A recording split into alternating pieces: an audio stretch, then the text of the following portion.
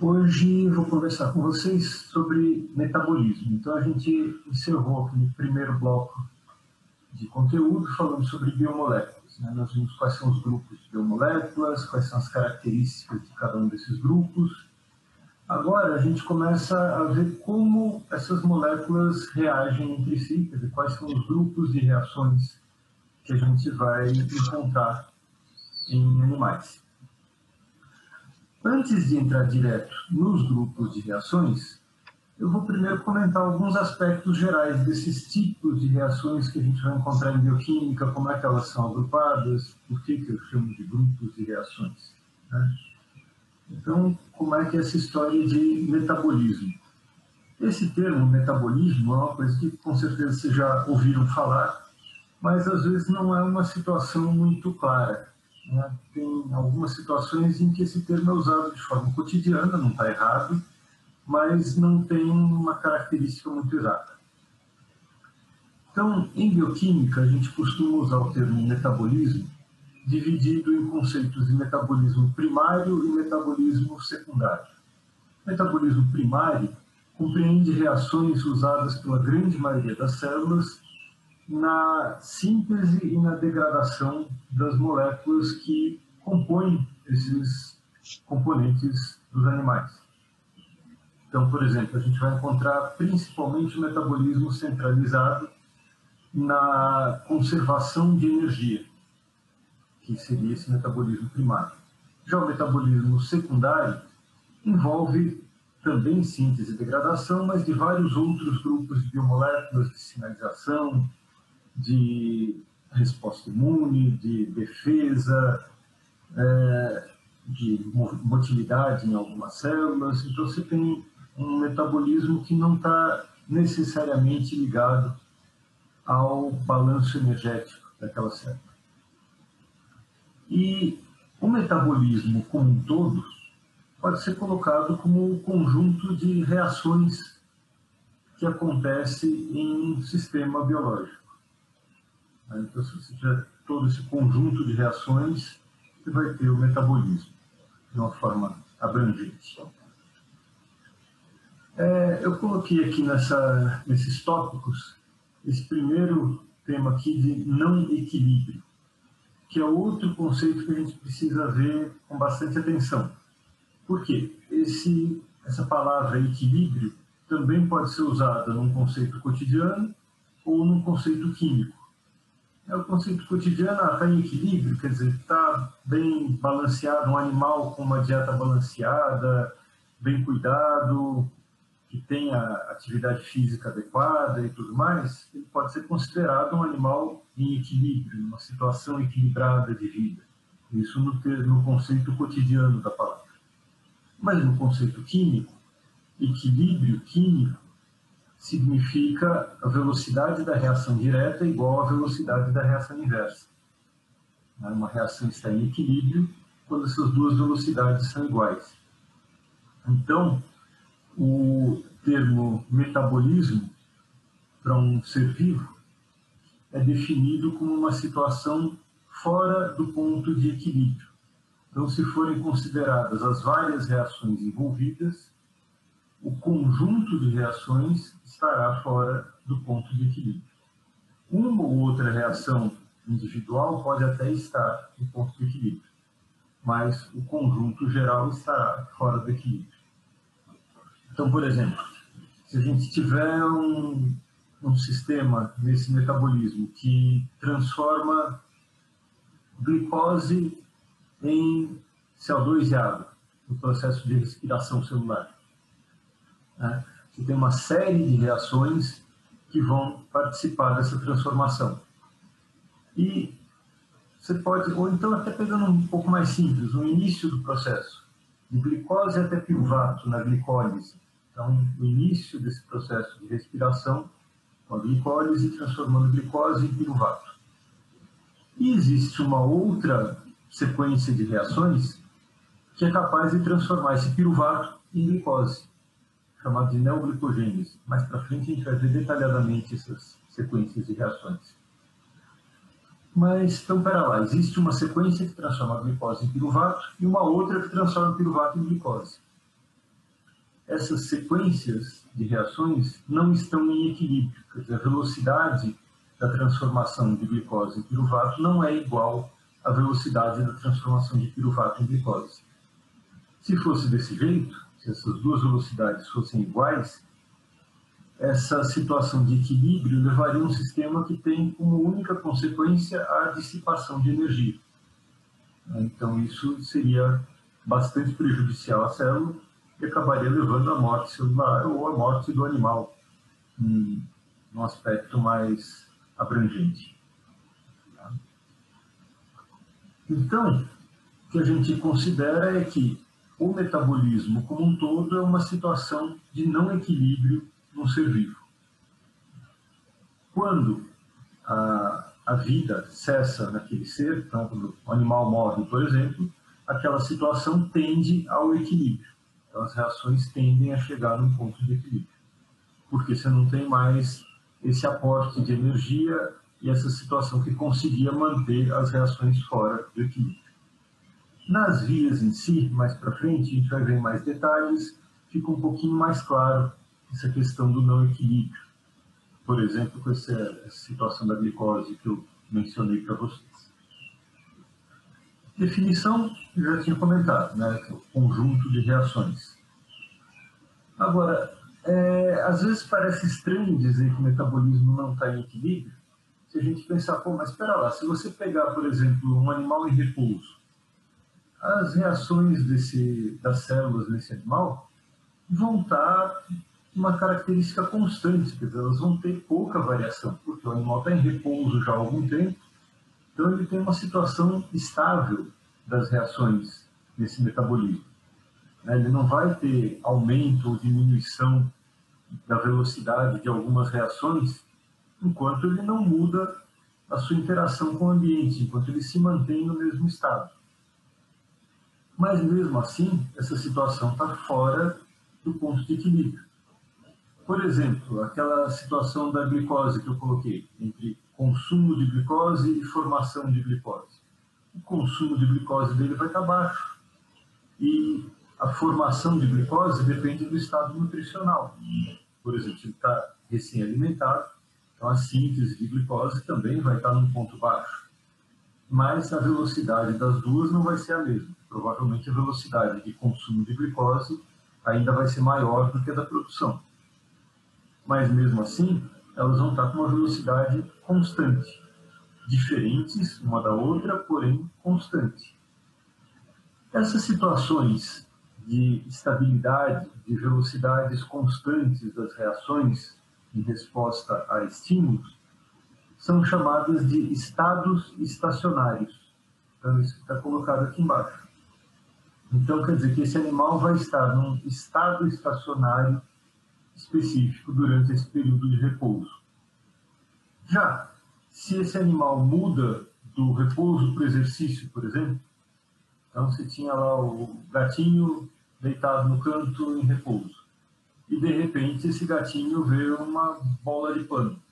O bicho vai pular feito um doido para brincar com a bola de pano. Muda completamente a situação de repouso para exercício. Mudam várias vias, várias sequências de reações desse animal. Então ele muda de estado estacionário. Ele passa de um estado estacionário para outro. Tá? Por quê? As reações vão continuar constantes de uma forma diferente da anterior, em resposta a um estímulo do ambiente. Tá? Dúvidas até aqui?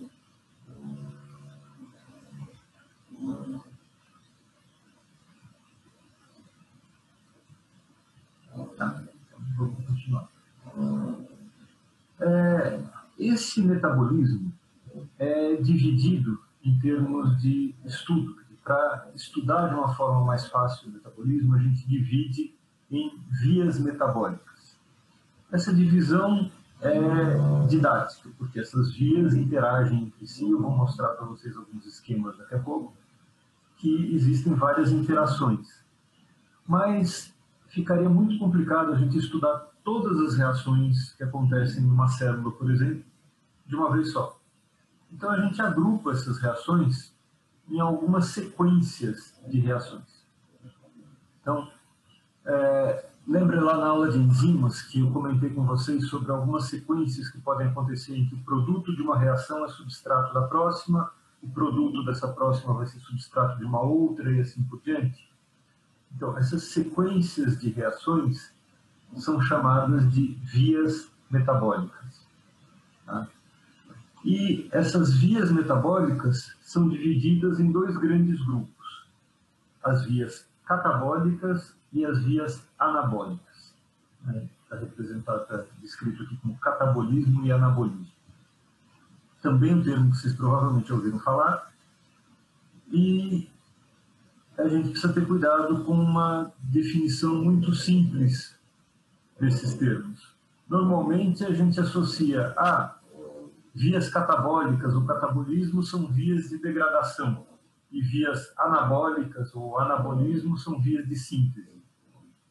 Mas se a gente tiver, por exemplo, então nessa história de vias catabólicas aqui, se a gente tiver uma via que é a transformação de glicose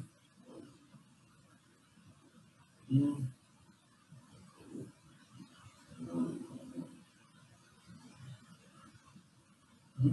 piruvato.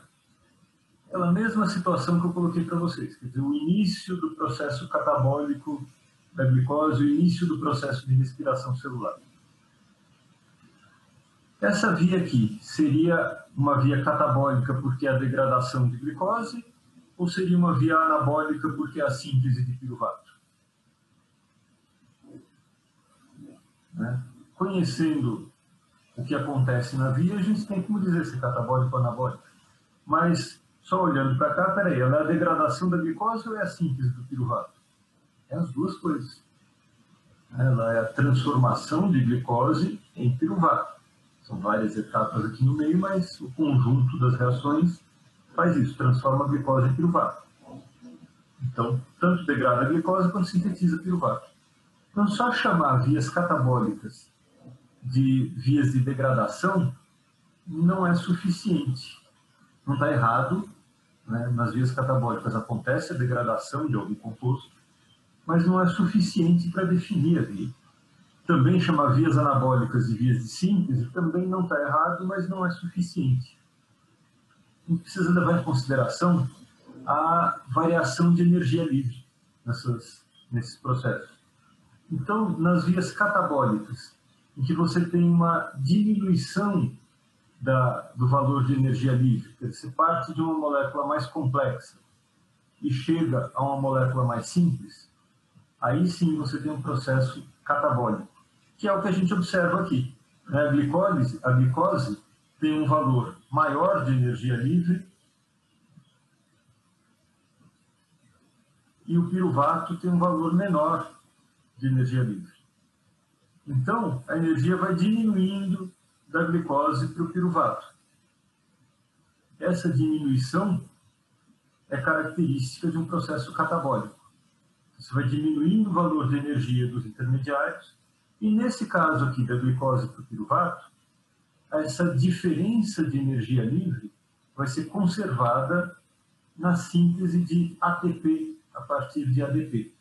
Quer dizer, a célula consegue conservar uma parte dessa diferença de energia em outras moléculas que podem ser aproveitadas em outros processos. Daqui a pouquinho eu volto a falar disso. Então, para diferenciar vias catabólicas de vias anabólicas, a gente precisa conhecer não só a questão de síntese e degradação, mas também o fluxo de energia nessas vias. Tá? E essa tal dessa energia é que vai ser um ponto interessante, é o ponto principal desse metabolismo primário, que é o que nós vamos estudar na nossa disciplina. Bom, como é que vai funcionar isso? Então, a gente já sabe que a célula precisa degradar algumas moléculas para obter energia para poder realizar alguns processos. Por exemplo, a questão de movimentação do animal, contração muscular. Precisa acontecer a quebra de moléculas que têm um alto valor energético para que seja fornecida energia que permite a contração muscular. Se a gente detalha isso um pouquinho mais, essa quebra de moléculas de alto valor energético pode ser interpretada como a via catabólica dessas moléculas, porque elas vão ser degradadas e transformadas em produtos mais simples, em produtos com menor valor de energia livre, gerando uma diferença de energia livre. E essa diferença de energia livre vai ser, em parte, aproveitada em alguns processos biológicos, mas ela não é aproveitada diretamente. Então, por exemplo, o processo de transformação de glicose em piruvato vai produzir alguma energia que não é diretamente aproveitada na contração muscular. Ela vai ser conservada em alguma molécula que consegue fazer a integração entre os dois processos. Como é que é isso? Vamos dar uma olhadinha aqui. A gente tem aqui, então, a representação da estrutura de um ATP. Está aqui a adenosina, adenina, base nitrogenada, o carboidrato, pentose, e 3 fosfatos. Então, adenosina trifosfato é o ATP, que é essa molécula que a gente conhece como um transportador, um mediador dessas transferências de energia. E a gente vai encontrar vias catabólicas de carboidratos, de lipídios, de proteínas, que vão transformar essas biomoléculas em compostos mais simples, portanto vão ter uma diferença de energia livre, uma redução no valor de energia livre, e essa diferença vai ser usada na transformação de ADP, então aqui tem só 2 fosfatos, em ATP, que vai acrescentar um fosfato aqui. Então vai transformar uma molécula que tem um valor de energia livre mais baixo, que é o ADP, numa que tem um valor de energia livre mais alto, que é o ATP. E esse ATP vai ser de novo transformado em ADP, e essa diferença de energia vai ser usada na síntese de algumas biomoléculas, na movimentação, na replicação celular, no transporte ativo, em vários processos biológicos que demandam energia.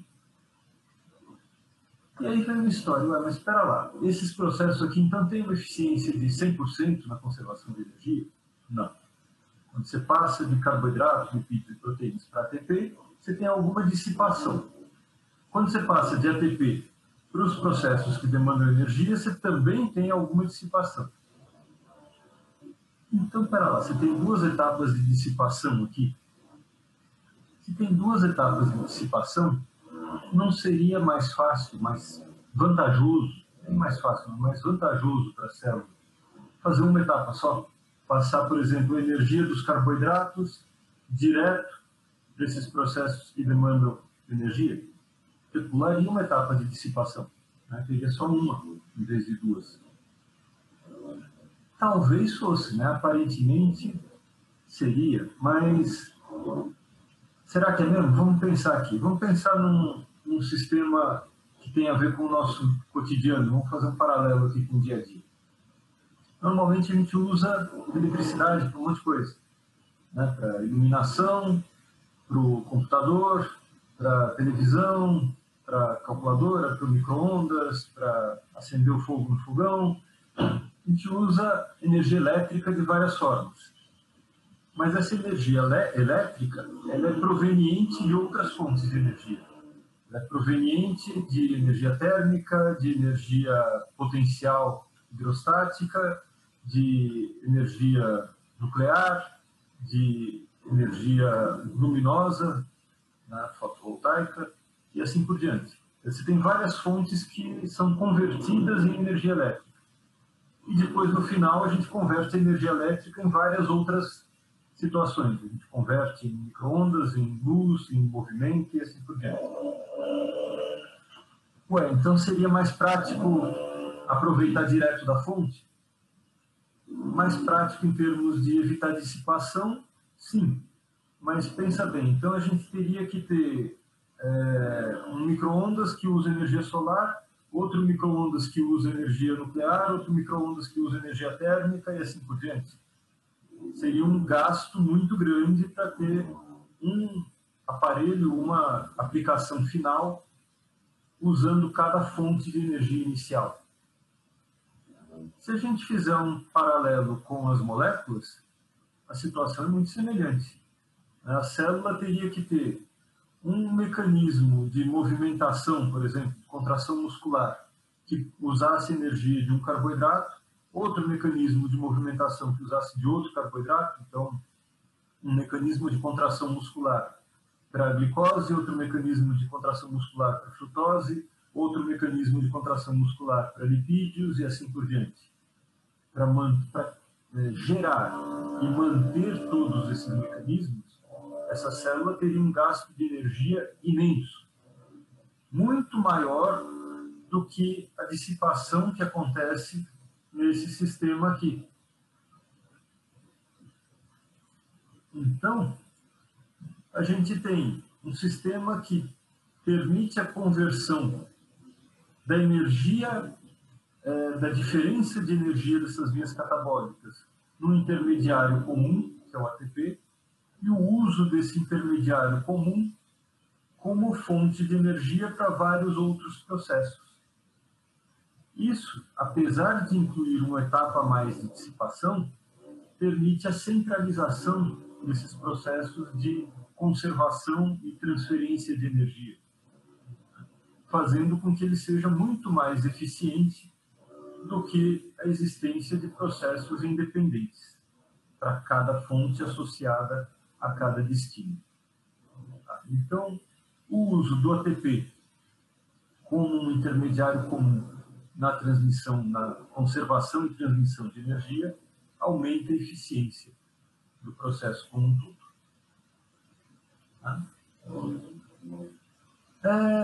E quais vão ser as características dessas vias metabólicas? Bom, então, essas vias metabólicas, eu já comentei com vocês, são sequências de reações. Essas sequências podem ser lineares, então a gente parte de um composto A e chega B.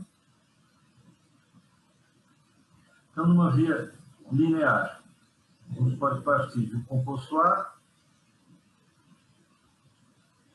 B, C, D. Pronto, isso seria uma via linear, quer dizer, uma sequência de reações. Uma reação transforma A em B, outra reação transforma B em C, outra reação transforma C em D. Mas ela pode ser uma via cíclica. Eu posso ter uma reação que transforma D em A. Aí, essas vias cíclicas, elas não têm um começo ou um fim. É claro que para estudar essas vias, a gente vai escolher um ponto para começar o estudo. Mas qualquer um desses componentes que for adicionado ao sistema vai iniciar o processo dessa via cíclica. Esses componentes de uma via, então esse A, B, C e D, são chamados de intermediários da via metabólica. São componentes que participam, que são transformados uns nos outros, no caso da via linear, e no caso da via cíclica, só são considerados intermediários os componentes que são produzidos e consumidos na mesma via.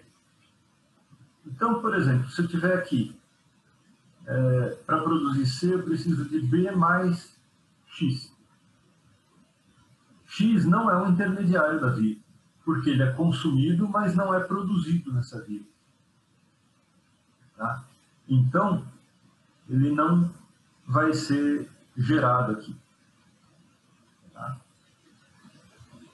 Outro ponto, essas vias são irreversíveis.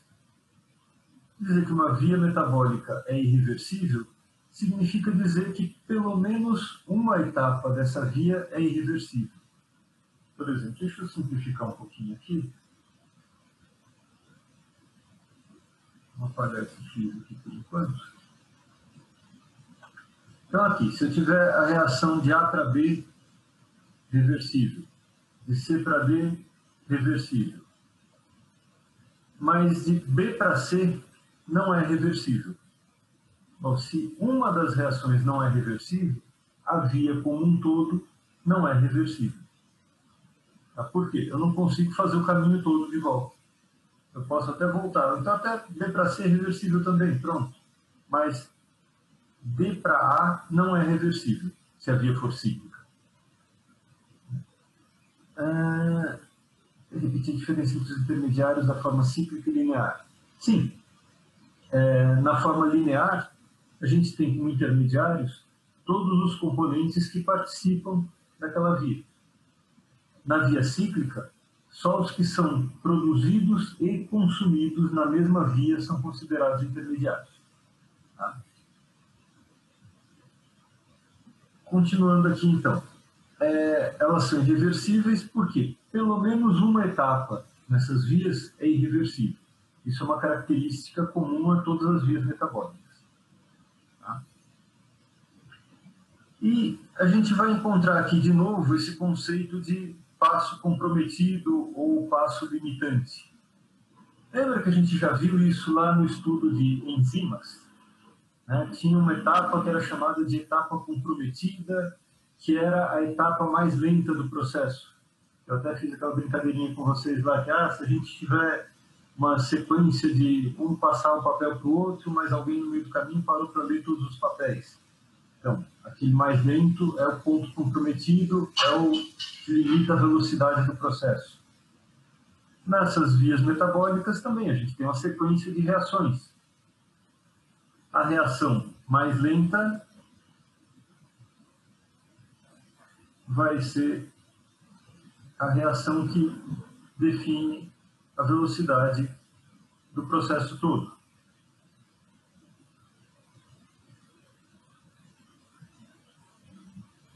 Essas enzimas, essas vias metabólicas, são controladas. Então, elas têm mecanismos de controle da velocidade da reação, da velocidade da via como um todo. Tá? Então, a gente vai ter aqui, de A até D, vamos fazer a via não cíclica, que fica mais fácil para explicar. As cíclicas também são controladas, também vale isso para as vias cíclicas, mas fica mais fácil de visualizar se a gente olhar para a linear.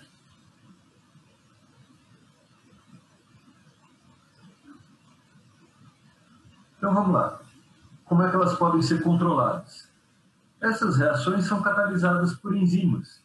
Eu tenho aqui enzima 1, enzima 2 e enzima 3.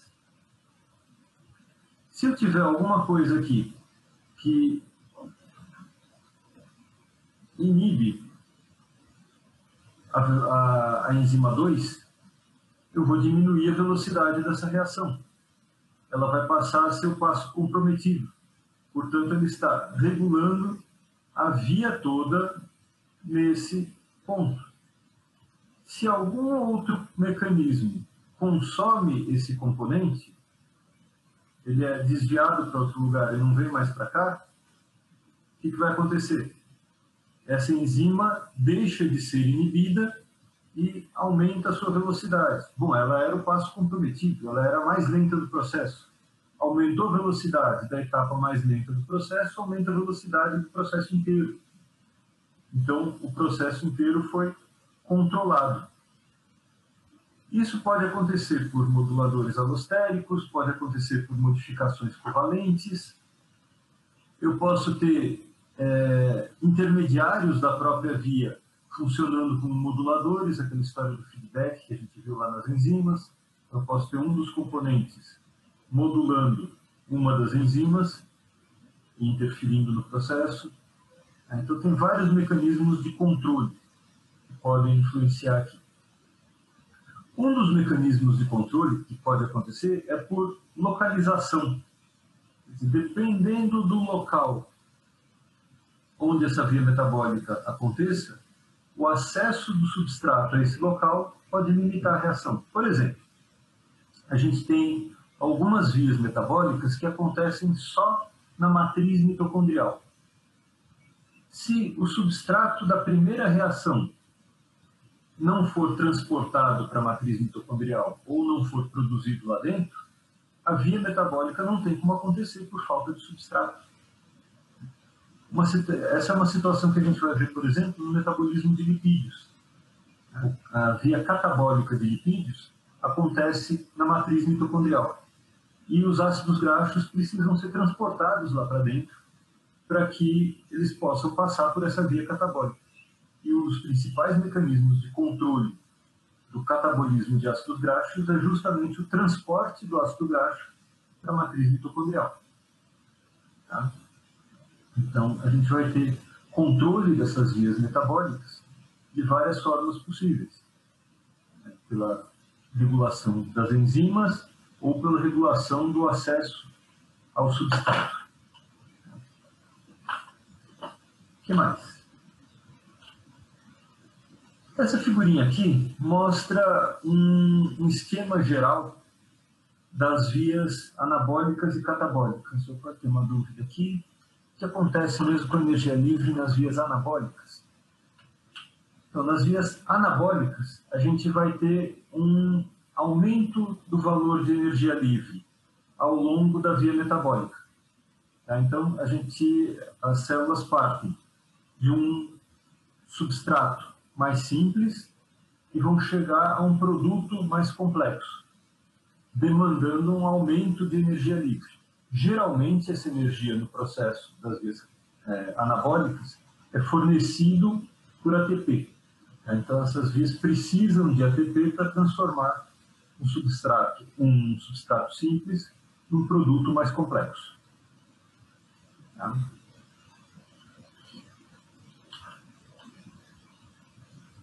Diga aí se ficou claro. O que eu estava falando é que esse esqueminha aqui mostra uma visão geral dos processos do metabolismo primário. Então, a gente pode observar aqui em cima biomoléculas nas suas formas mais complexas. Então, a gente vê aqui os polímeros, né? Proteínas, polissacarídeos, ácidos nucleicos e lipídios mais complexos. Num processo catabólico, essas moléculas mais complexas vão ser transformadas em moléculas mais simples. Então, os polímeros vão ser transformados em monômeros. Então, as proteínas transformadas em aminoácidos, os polissacarídeos transformados em monossacarídeos, os ácidos nucleicos transformados em nucleotídeos, nucleosídeos, ou então liberar os carboidratos desses nucleotídeos. Os lipídios que contêm ácidos graxos liberam os ácidos graxos. E, prosseguindo com as vias catabólicas, a gente vai encontrar produtos mais simples ainda, como o glicerol, o piruvato, o acetilcoenzima A, que a gente vai ver mais para frente, chegando a produtos mais simples ainda que vão ser ou aproveitados ou liberados, dependendo da espécie. Então, a gente chega a CO2, água, ureia ou amônia. Né? Então, para a maioria dos animais, esses componentes aqui vão ser excretados. Em vegetais, o CO2 pode ser aproveitado, mas aí é outra história. E em alguns micro-organismos tem como ter o aproveitamento de amônia também, mas isso não é o foco da nossa disciplina, só uma ilustração. Nessa figurinha, então, a gente observa de cima para baixo, com essas setas rosa, as vias catabólicas. Vão transformando moléculas mais complexas em moléculas mais simples. E de baixo para cima, com as setas azuis, as vias anabólicas, em que a gente observa a transformação ao contrário, de compostos mais simples em mais complexos. De cima para baixo, nas vias catabólicas, a gente tem, na maioria dos processos, a conservação de energia na forma de ATP ou na forma de potencial redutor. E, de baixo para cima, nas vias anabólicas, a gente demanda a hidrólise do ATP ou a gente demanda potencial redutor para que essas moléculas mais complexas possam ser sintetizadas. E aqui no meio tem uma via estranha, né, que não está nem rosa nem azul, ela está em roxo, porque é uma mistura dos dois. Essa via cíclica que está representada aqui no meio é o ciclo de Krebs, ou o ciclo do ácido cítrico, que é uma via que participa tanto de processos anabólicos quanto de processos catabólicos. Portanto, é uma via chamada de anfibólica. Então, quando a via participa dos dois processos, anabólico e catabólico, ela é chamada de anfibólica.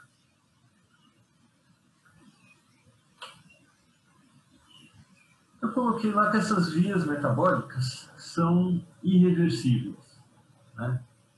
Aqui eu tenho só uma reaçãozinha representada, que é uma reação que faz parte daquele processo de transformação de glicose em piruvato.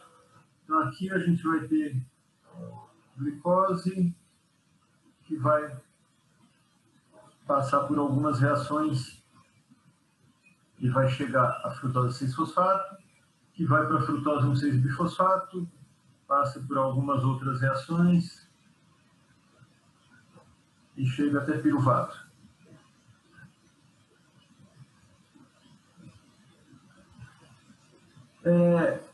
Essa reação aqui está representada com uma seta para baixo, seguindo esse ritmo catabólico aqui, da glicose para o piruvato, mas tem uma outra seta para cima aqui, que dá até a impressão que seria uma reação reversível.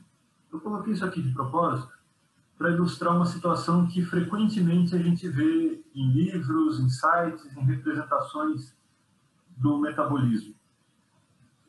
Essa etapa é uma reação irreversível da glicólise e em laranja aqui está representada uma outra reação irreversível da neoglicogênese, que é uma outra via metabólica, que é a síntese de glicose a partir do piruvato, que mostra uma das reações no processo catabólico da glicose, que é a glicólise, mostrado aqui com essa seta preta, e uma das etapas do processo anabólico, que é a neoglicogênese, mostrado com essa seta laranja. E estava começando a comentar com vocês, peço desculpas que eu me empolguei demais e o Zoom cortou, esqueci de controlar o tempo aqui, que em alguns livros, em alguns materiais didáticos, a gente encontra essa representação que parece que é uma reação reversível, mas não é. É a representação de duas reações irreversíveis. Tá? Então, tanto esse processo em preto aqui, quanto o processo em laranja, são duas reações que partilham do mesmo par produto-substrato, mas são reações irreversíveis com mecanismos diferentes. Ó, na glicólise, a gente tem a transformação de ATP em ADP, e na neoglicogênese não tem nenhuma participação de nucleotídeo, ela simplesmente libera um fosfato inorgânico. Então, são processos quimicamente bem diferentes, catalisados por enzimas diferentes, com valores de energia de ativação diferentes. Então, quer dizer, não dá para considerar isso aqui como reversível, apesar de estarem representados com o mesmo par de produto substrato. Então, só para tomar cuidado de não confundir.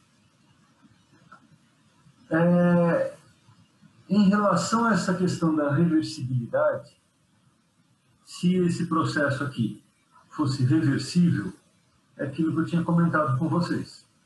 A gente teria uma reação levando de glicose até piruvato e outra via levando de piruvato, passando por várias outras reações, vários outros intermediários, e chega aqui, passa por mais alguns intermediários e chega até a glicose. Então, são duas vias distintas. Se elas acontecessem na mesma velocidade, quer dizer, se eu tenho a mesma velocidade da transformação de glicose em piruvato para a transformação de piruvato em glicose, eu teria o que é chamado de um ciclo fútil. Um ciclo fútil vai ser um ciclo que não gera um produto aproveitável pela célula. Então, Ah, gerou glicose, mas a glicose gerada vai ser consumida para gerar piruvato, que vai ser consumido de novo para gerar glicose, que vai ser consumido de novo para gerar piruvato. Então, é um ciclo que não gera um produto aproveitável e não conserva energia também. Pelo contrário, a gente vai ver mais para frente que se isso aqui acontecesse, você teria uma dissipação de energia, um consumo de ATP, tá? E dissipação na forma de energia térmica. Então, não teria um aproveitamento pela célula animal, sendo chamado então de ciclo fútil. A regulação das vias metabólicas impede que esses ciclos fúteis aconteçam e faz com que elas sejam mantidas fora desse ponto de equilíbrio, de forma que, em algumas situações, a via catabólica tem uma velocidade maior, seja nitidamente preferencial, a via anabólica vai ser inibida e praticamente nula nesse momento, e em outras situações acontece o contrário. A via catabólica passa a ser inibida e a via anabólica passa a ser preferencial. Então, a gente vai ter mecanismos de controle, de regulação dessas vias metabólicas, que vão fazer com que estados estacionários diferentes tenham uma predominância muito nítida da via catabólica ou da via anabólica num determinado tipo celular, num determinado compartimento, num determinado momento. Isso é importante porque pode acontecer, por exemplo, da gente ter a via catabólica acontecendo num tecido e a via anabólica acontecendo em outro. E isso não caracteriza o ciclo fútil. Isso pode caracterizar, por exemplo, a transferência de precursores para a via catabólica de um tecido para outro. A molécula vai ser produzida num tecido e utilizada em outro. Ou então eu posso ter isso acontecendo em momentos diferentes. Também não caracteriza ciclo fútil. São dois estados estacionários distintos. Numa situação, a via catabólica é predominante. Em outra situação, a via anabólica pode passar a ser predominante.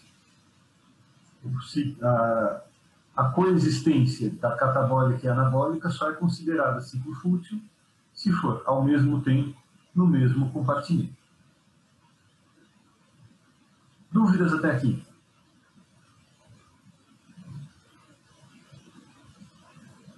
Não? Vamos para frente. Esses mecanismos de controle podem ser de vários tipos. A gente pode ter hormônios que vão participar no controle dessas vias. A gente pode ter compartimentos ou regulação enzimática. Aqui a gente tem um fator decrescente de abrangência. Hormônios vão ser liberados em algumas regiões, por algumas glândulas, vão ser distribuídos na circulação e vão ter um efeito sistêmico. Vão sinalizar para vários órgãos, para vários tecidos, uma determinada situação, um determinado estado estacionário. Então, eles têm um efeito no sistema, no organismo como um todo. Já a compartimentalização já divide esses componentes em compartimentos, em órgãos ou em organelas. Então, existem alguns órgãos que conseguem realizar uma determinada via metabólica. Por quê? Porque as enzimas dessa via só são sintetizadas pelas células daquele órgão. Ou algumas organelas que são específicas para uma determinada via, como o exemplo que eu dei para vocês do catabolismo de ácidos graxos. Isso acontece na matriz mitocondrial. Então, esses compartimentos também funcionam como mecanismos de controle. Por quê? Algumas vias só acontecem em compartimentos específicos. Então, elas controlam em função dos compartimentos. E os mecanismos de regulação enzimática, que são os mecanismos de regulação mais fina, que acontecem já diretamente nas enzimas que catalisam as reações de cada via, que são aqueles mecanismos de regulação que a gente viu lá na aula de enzimas, né? Regulação covalente ou alostérica. Então, as enzimas podem sofrer uma modificação covalente, que vai aumentar ou diminuir o seu poder catalítico, ou então elas podem se ligar a algum componente de uma forma não covalente e também fora do sítio catalítico, que caracteriza a regulação alostérica, mudando o padrão de resposta dessa enzima, aumentando ou diminuindo o poder catalítico.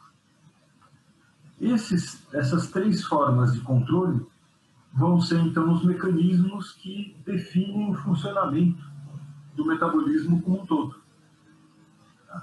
em níveis sistêmicos ou de componentes orgânicos ou celulares ou de reações catalisadas. Aqui a gente vê alguns exemplos dessas modificações covalentes de algumas enzimas. Então, um mecanismo muito comum que acontece na maioria das enzimas é essa modificação por fosforilação, ligação de um grupo fosfato, dependendo da enzima e dependendo do aminoácido, do radical que seja fosforilado, pode aumentar ou diminuir o poder catalítico da enzima. Essas modificações também podem ser a adenilação, então ligação não só do fosfato, mas do nucleotídeo como um todo, ou ADP-ribosilação, quer dizer, a ligação de um nucleotídeo na sua forma mais complexa, na forma de ADP ligado a uma outra ribose. Então, você tem várias modificações possíveis, eu coloquei 3 exemplos aqui, que podem interferir de forma covalente na estrutura da enzima e modificar sua atividade. Aqui tem um exemplo mais prático. É uma enzima específica que a gente vai estudar em detalhes no metabolismo de carboidratos, chamada de fosforilase do glicogênio. Essa enzima catalisa a hidrólise das ligações glicosídicas presentes no glicogênio. Ela libera unidades de glicose a partir de um polissacarídeo, de um glicogênio, de uma unidade de glicogênio. Essa enzima, está com a sua estrutura quaternária representada aqui, ela apresenta mecanismos de regulação, tanto por modificação alostérica, quanto por modificação covalente. Tem aqui um esqueminha do lado, representando as formas dessa enzima. Então, aqui no meio, a gente vê a enzima na forma pouco ativa, ou forma inativa. Ela tem sítios alostéricos para ligação de AMP e tem aminoácidos que podem ser ligados a um grupo fosfato, podem ser fosforilados. Quando essa enzima está exposta a uma situação em que a concentração de AMP aumenta, esse AMP se liga ao sítio alostérico e transforma a enzima na forma ativa.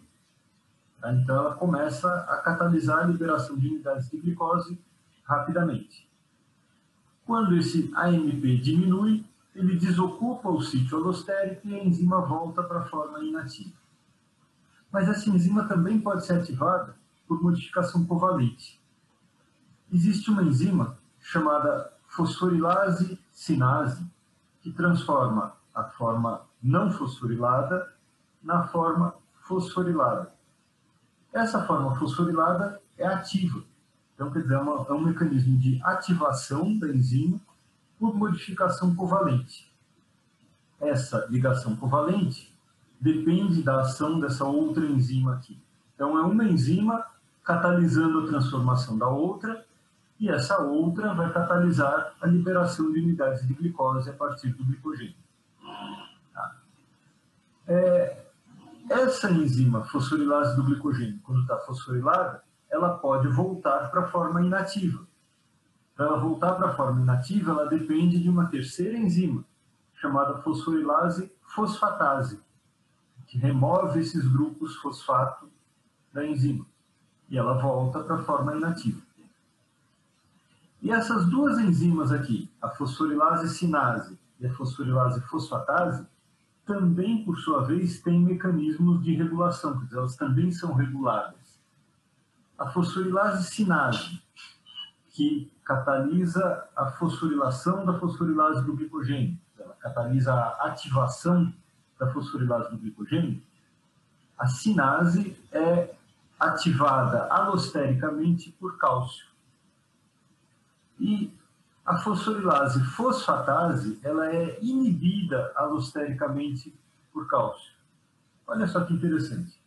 Então, quando tem aumento da concentração de cálcio numa célula, ela vai aumentar a ligação de fosfato nessa fosforilase do glicogênio e vai diminuir a retirada desse fosfato. Um exemplo interessante é a célula muscular. Quando a célula muscular recebe um estímulo nervoso para a contração, um dos primeiros eventos que acontece nessa célula é a liberação de cálcio, o aumento do cálcio citoplasmático.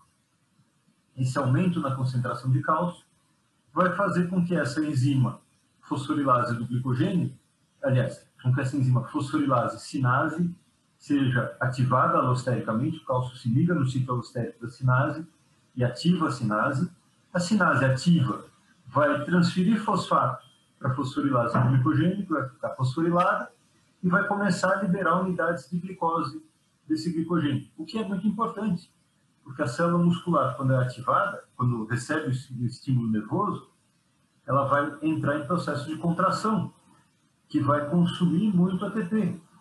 Então, ela vai precisar de muita glicose disponível para poder gerar esse ATP e fazer a contração muscular. Então, na presença de cálcio, a sinase é ativada. É ativada e essa fosforilação é mantida. Porque a enzima que seria capaz de catalisar a remoção desse fosfato, que iria inativar a fosforilase do glicogênio, ela está inibida por cálcio. Enquanto tiver cálcio aumentado, o fosfato vai ser ligado à enzima, quer dizer, a fosforilase vai ser ativada e não vai ser desativada. O fosfato continua lá, na presença de cálcio.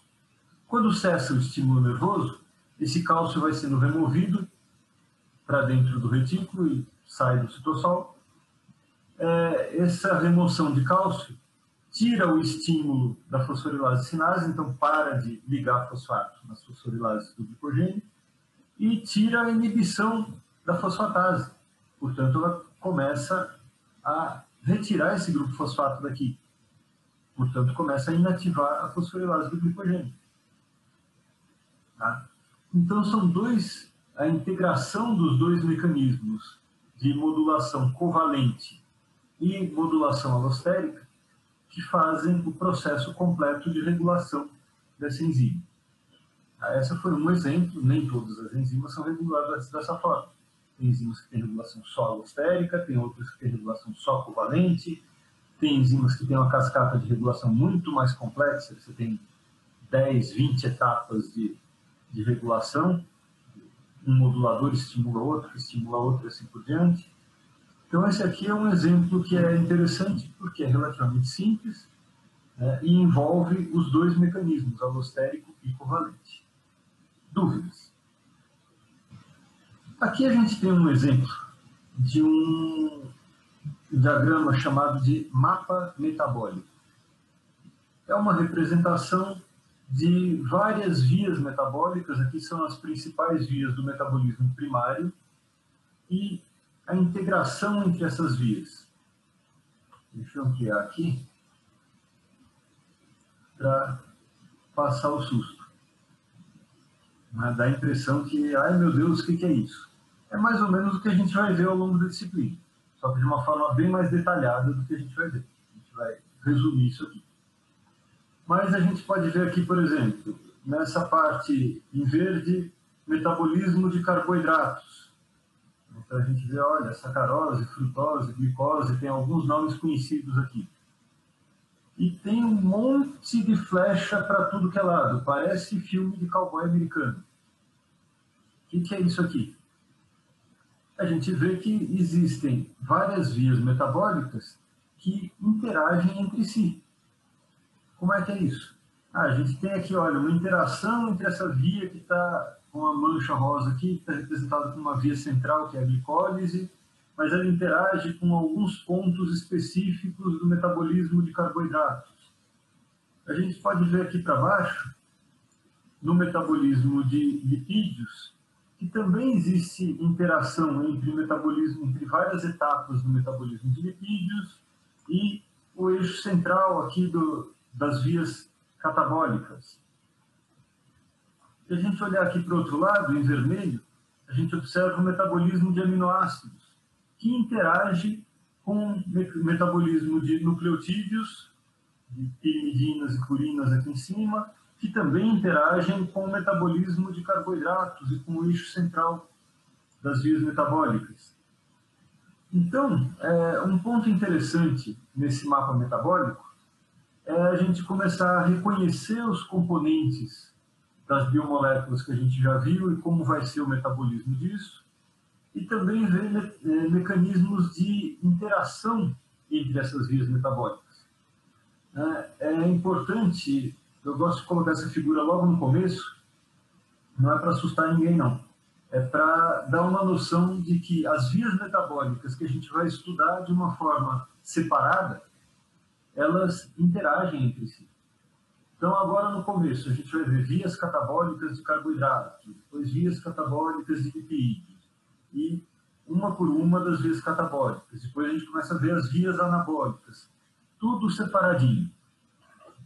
E no final, a gente vai ver integração das vias metabólicas. Mas é importante, já desde o início, ter uma noção de que essas vias interagem entre si. Às vezes, esses intermediários de uma via podem participar de outra.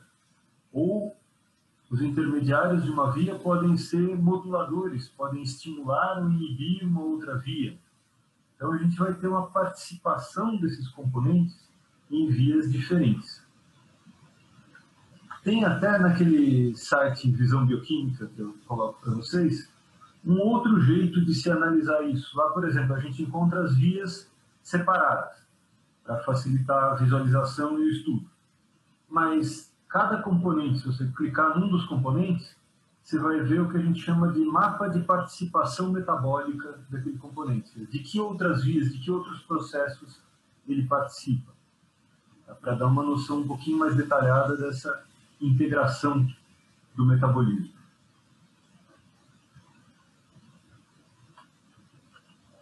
Então, a gente tem aqui uma visão geral desse mapa com os vários grupos de biomoléculas em cores diferentes, e aqui no centro as vias chamadas de centrais do metabolismo que integram a maior parte desses componentes, né, que seria a glicólise e neoglicogênese, o ciclo do ácido cítrico e a cadeia de transporte de elétrons com a síntese de ATP, a fosforilação oxidativa. Uma representação comum das vias metabólicas é feita como mostra essa figura aqui, com os intermediários unidos por essas setinhas, mostrando reações que são reversíveis, geralmente com esse tipo de seta, e a gente precisa ter cuidado para não confundir as reações irreversíveis, mas que podem ser resumidas em uma etapa num processo e outra etapa em outro. Aqui a gente vê aquele mecanismo de glicólise e neoglicogênese que eu usei como exemplo lá atrás. E aqui, de novo, aquela questão da regulação. Mas esse mecanismo é muito parecido com o que eu já tinha colocado, e a gente vai ver em mais detalhes no estudo da glicólise interagindo com a neoglicogênese. De novo, a gente vai ter um par de reações que são controladas por enzimas diferentes.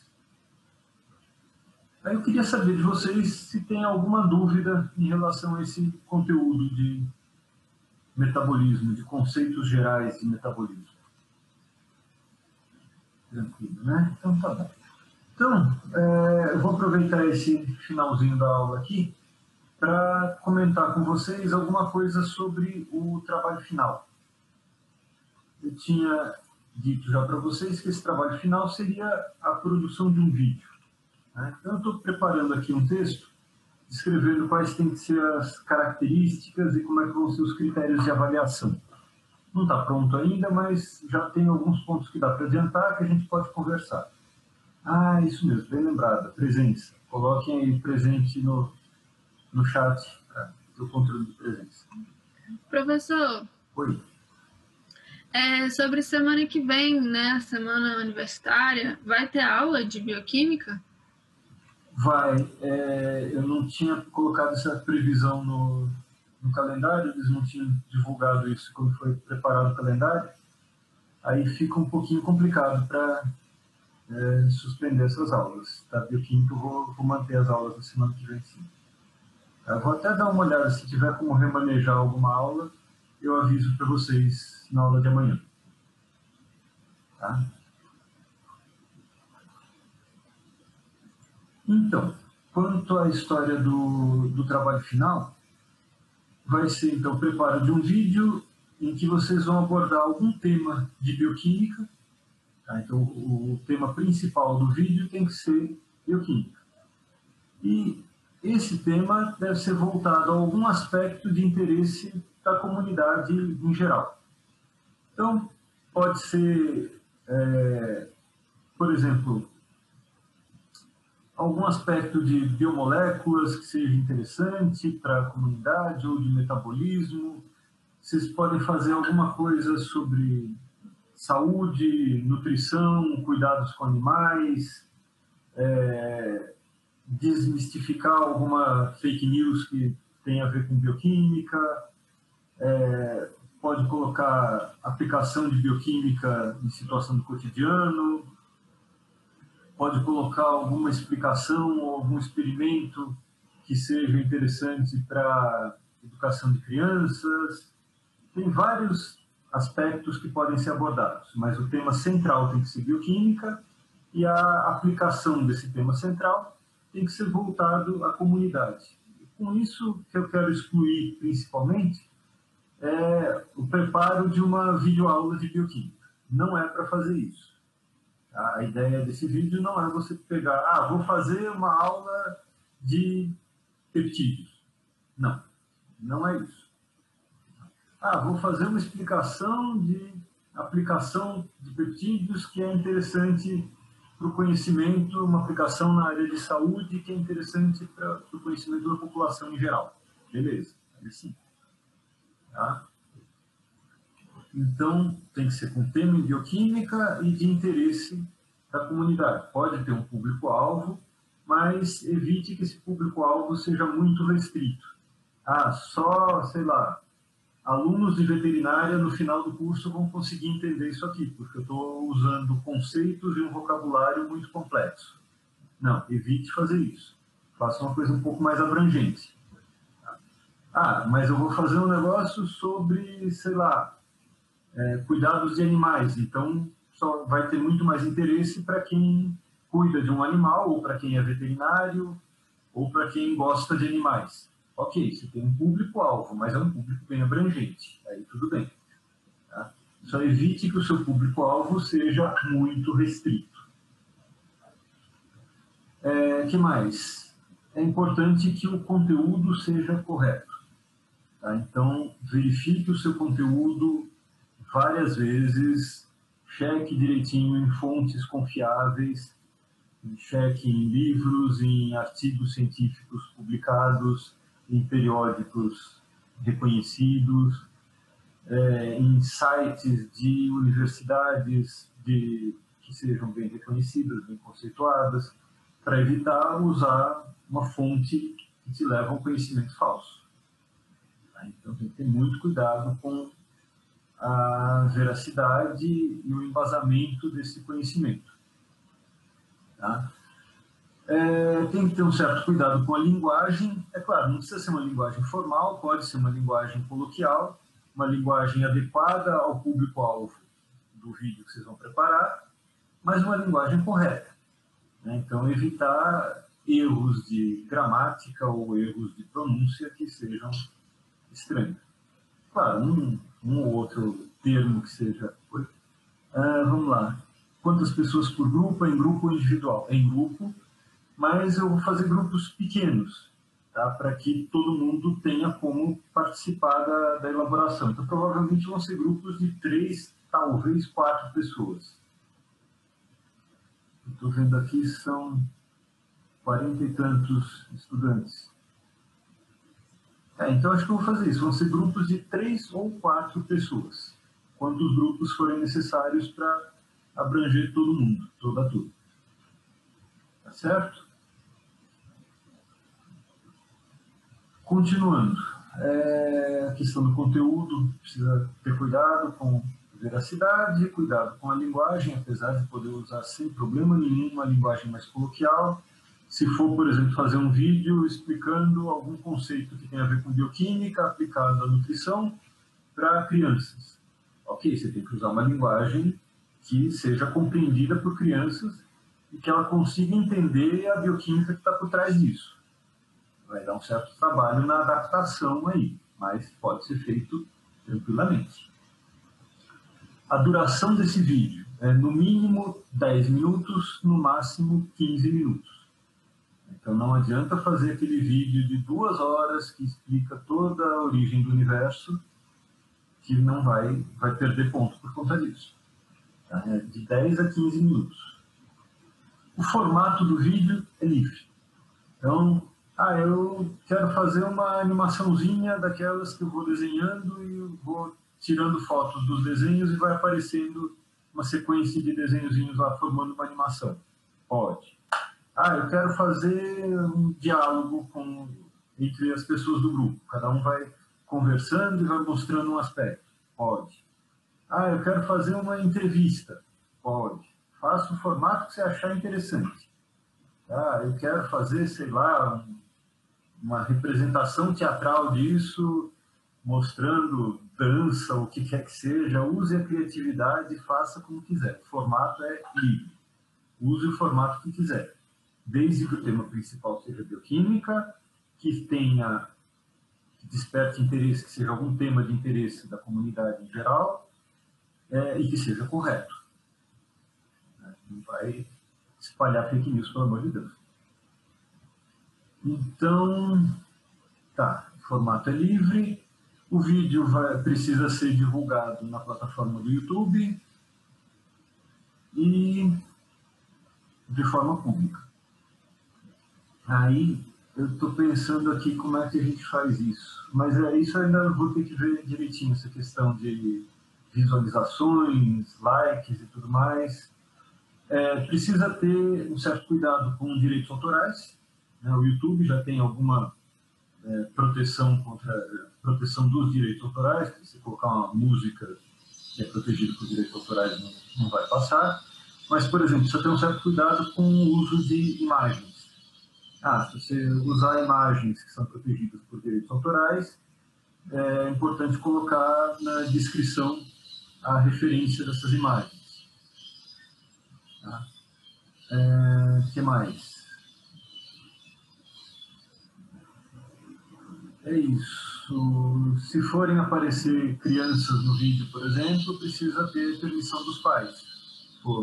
Filmar a criança.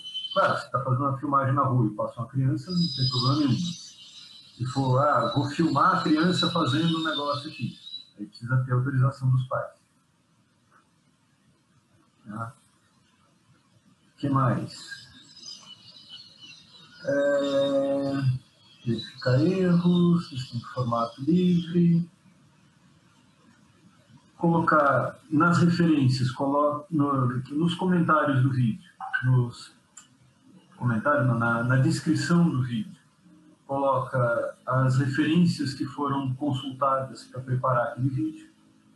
Então, essas informações aqui, consultei no livro do Leininger, no livro do Stryer, no artigo tal, coloco o link para o artigo, e no site da UNB, no site da USP, no site de Harvard, no site que for. Quais foram as suas fontes de consulta para entender aquele tema e preparar aquele vídeo. Então, essas referências precisam estar lá na descrição do vídeo. O que mais aqui? Quantas pessoas por grupo? Em grupo individual já comentei. Eu vou dividir os grupos? Não, é mais interessante que vocês dividam os grupos. Provavelmente vários de vocês já se conhecem um pouco. Então, é mais interessante que vocês se dividam por afinidade, por estilo de trabalho. Que critérios eu vou usar para avaliar esse trabalho? Eu estou preparando isso ainda em detalhes, vou colocar disponível lá no Aprender, mas os principais critérios, isso que eu comentei com vocês, a questão do tema principal ser bioquímica, a questão de ser algum tema de correlação com aspectos de interesse da comunidade, o fato de conter ou não erros. Então, erros vão descontando ponto, erro conceitual desconta muito, provavelmente vou descontar 1 ponto por erro conceitual. Erros de linguagem, vou descontar menos, sei lá, meio ponto, 0,2, alguma coisa assim. Já preciso pensar melhor e colocar no texto. Tá? Que mais? Ser direcionado a um público muito restrito vai diminuir alguma coisa na pontuação. Se no formato de uma aula de bioquímica vai perder pontuação. O Zoom está terminando, eu preciso saber de vocês se tem mais dúvidas, se precisa voltar com mais uma parte ou não. Se o Zoom cortar agora, eu volto imediatamente, sem intervalo de 10 minutos. Tá, então, se o Zoom cortar, eu vou voltar imediatamente. Apareceu dúvida aqui. Nas vias anfibólicas, como elas não resultam em um ciclo fútil? Sim, interessante a sua pergunta. Ok, bom, vamos lá. Então, eu estava comentando aquela pergunta sobre vias anfibólicas, né? Como é que uma via anfibólica não forma um ciclo fútil? Já que ela pode participar tanto de processos anabólicos quanto catabólicos. É o seguinte, a participação dessas vias anfibólicas em processos anabólicos e catabólicos é regulada. Então, ela pode participar dos dois processos, mas ela vai estar atuando em um ou em outro, de maneira regular, e não dos dois ao mesmo tempo no mesmo compartimento. Então, mesmo na via anfibólica, a gente tem a regulação de quais processos conseguem usar aquela via em quais momentos. Tá? E daí, se ficou claro... Tá, mais dúvidas ou da aula ou da questão do trabalho final, vou aproveitar esse tempinho para colocar aí. Queria saber se, por enquanto, está claro. Quanto à história do trabalho final, vocês já podem começar a se dividir em grupos. Deixa eu dar uma olhadinha aqui numa coisa do aprender, se tem...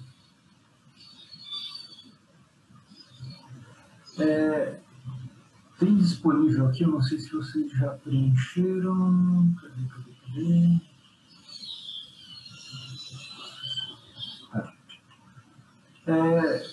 Tem disponível num link lá do Aprender aquela planilha com os dados de vocês.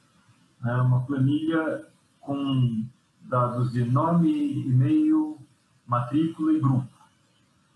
Só que aquilo tinha sido feito lá no início do ano, antes da interrupção por conta da pandemia. Então, eu gostaria que vocês redefinissem os grupos, agora em grupos menores, né? Naquele momento inicial, era limitado a 5 grupos. Tanto que eu estou vendo aqui que vocês colocaram até grupos de 1 a 5. Agora, isso precisa ser reorganizado. Vocês precisam se redividir em grupos, e vão ser grupos de 3 a 4 pessoas. Tomem o cuidado de não repetir o número do grupo. Tá? Então, se já existia um grupo 1, o grupo de vocês vai ser o primeiro número disponível daí para frente. Então, eu vou apagar esses números de grupo que tem lá naquela planilha, para que vocês possam se dividir novamente em grupos de 3 a 4 pessoas para a realização desse trabalho final. E aqui não tem um limite de quantidade de grupos, tem um limite de quantidade de pessoas por grupo. Assim, de 3 ou 4 pessoas em cada grupo.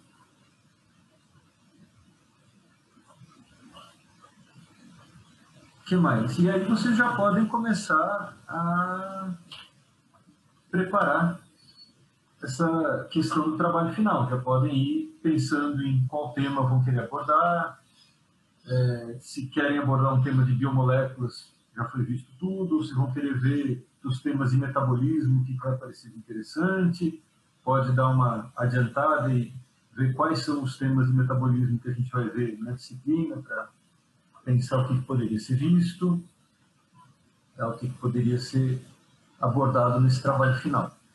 E já vai planejando isso, já vai planejando como é que vocês gostariam de fazer o vídeo, qual seria o público-alvo, qual seria a estratégia de vocês.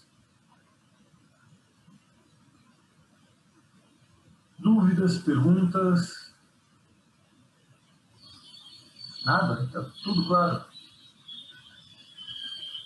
Professor, eu achei que essa aula foi mais introdutória, né, também, aí não tinha também nada tão, vou dizer, específico, nada também tanto para bagunçar a cabeça, sabe? Certo.